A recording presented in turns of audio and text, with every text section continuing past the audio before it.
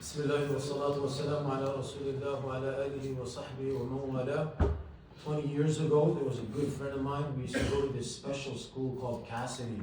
And I always used to hear about Cassidy and Cassidy. He was a young boy at the time. He was in high school, or I think I first saw him, he was in grade 9 or something. But anyways, after 20 years, I saw Cassidy today. And now that young boy, mashallah, he's grown up, he's got 3 kids, and anyhow. So, and also some of the brothers have been asking, some people have been asking, what is it that keeps bringing me back here? It's been 20 years, by the mercy of Allah subhanahu wa ta'ala. And it's not just me coming back. Thank you for offering me and allowing me to come back. You can get, tired of somebody, anything can happen. Wallahu alam, to be honest, I don't have one specific answer. Though I would probably give this little talk on the last day when we finished the Holy Quran, but somebody was asking, so I thought I don't know what the answer is. To be honest, I could be anywhere. But by the mercy of Allah subhanahu wa ta'ala, we keep coming back. It's obviously the people.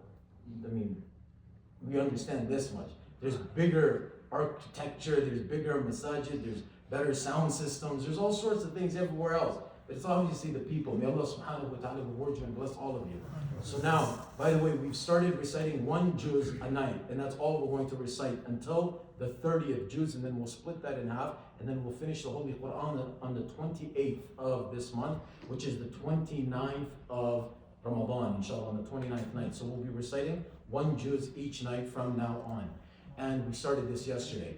So in this next episode of the seerah of the Prophet sallallahu alaihi wasallam, I mentioned this a couple of times that it was going to get sad, and indeed it gets very sad. So now we're talking about Hamza radiallahu anhu embraced Islam, remarkable. Umar ibn Khattab radiallahu anhu embraced Islam, phenomenal. But ultimately, in the 7th year of the mission, we're still in Makkah, and the years in Makkah are the years of the mission, the years of Nubuwwah, the years of prophethood. In the 7th year, when the kuffar, the disbelievers, the Quraysh, they could no longer bear the growth of Islam. So they decided before this, perhaps they could negotiate with the Prophet ﷺ, and they could come to some terms with him. One, they would say to him, listen, we worship your God for 1 year and you worship ours the following year. That's not how it works. If you've ever heard anybody say, well, I believe in all the religions, we don't believe in that stuff, for the record. قُلْ يَا أَيُّهَا الْكَافِرُونَ لَا أَعْبُدُ مَا تَعْبُدُونَ. Allah revealed, no, there's absolutely no room for that. They said, listen, what is it that you want? You want women to get you the finest woman in all of Makkah. We started moving around. Hold on.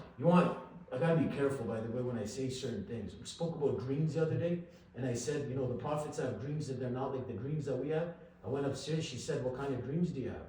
I said, whoa, hold on, what are you talking about? I'm just saying in general, the young guys, you know what I'm talking about? The following day, we had that new Muslim event, and then we said certain things, people wake up to walk the dog, we should also wake up to talk to God, and people appreciated it. So I asked later on, I said, oh, did the sisters on that side hear it? She goes, no, they never hear anything. I said, well, how did you hear that dream thing the day before?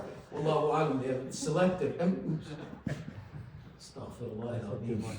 Sorry? You said too much. No, hold on. Face the music later anyway. Where were we? There's only listening to this. Where were we in this? The 7th year. That was 7 minutes ago. Where are we? G? Yes. So they want to start to negotiate with him. It's a woman that you want. Thanks, Hamza, for that. So what is it? Do you want wealth? We'll collect our wealth together, make you the most wealthy amongst us. Do you want power? Do you want leadership? Do you want authority? We'll make you our leader. Do you have, na'udhu billah, has something, cast a spell over you? Do you need to be treated? Are you bewitched? Do you need, treatment? We're talking about exorcism.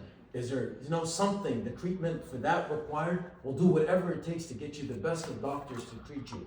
The Prophet ﷺ said, no, and no. I am not in need of anything that you people say so. I don't need this. If you take the sun, place it in my right hand, and you take the moon and place it in my left, I will not stop. This is what Allah has commissioned me with. I will continue to invite, continue to preach, continue to call. Either Islam will reach every corner and nook of the world, or I will die trying. When they realize this resilience, this passion of the Prophet ﷺ, they realize, okay, we're going to have to ask Abu Talib to hand him over to us. Abu Talib was never going to do so. Yes, he did embrace Islam, but never was he going to sell out his beloved nephew at any cost. He's a man of reputation too, Abu Talib, but he was not going to give up his nephew. So they decided, okay, Abu Talib included, the entire family of Banu Hashim is going to be ostracized. We're going to officially boycott them. We're going to draw up a treaty, and this treaty will be hung inside the Ka'batullah Sharifa, that nobody is to A, marriage into their family, or nobody is to get married to them, or vice versa. 2, nobody is to sell them anything or buy from them anything. 3, nobody is to communicate with them whatsoever. All avenues of communication with the Banu Hashim and anybody that supports the Prophet ﷺ from this day onwards will be cut, absolutely cut. Abu Jahl took it upon himself to tell the trade caravans that were passing that way, who intended on selling something to the Prophet ﷺ or to the Muslims that were with him in a place called the Valley of Abu Talib. He himself would stop them and tell them, listen, don't you sell anything to them. You're going to inflate your prices so that they won't be able to make any purchase from you. You are definitely going to incur loss. I will take that loss and I will offset it myself. Don't worry about anything as long as the Muslims are made to suffer. They obviously, whatever they had with them would exhaust. All of their rations, all of their food is going to come to an end. They would ultimately live off, literally, roots and barks and leaves of trees. So it was tough. It went on, not for a day, a week, or a month. It went on for 3 long years. For 3 long years.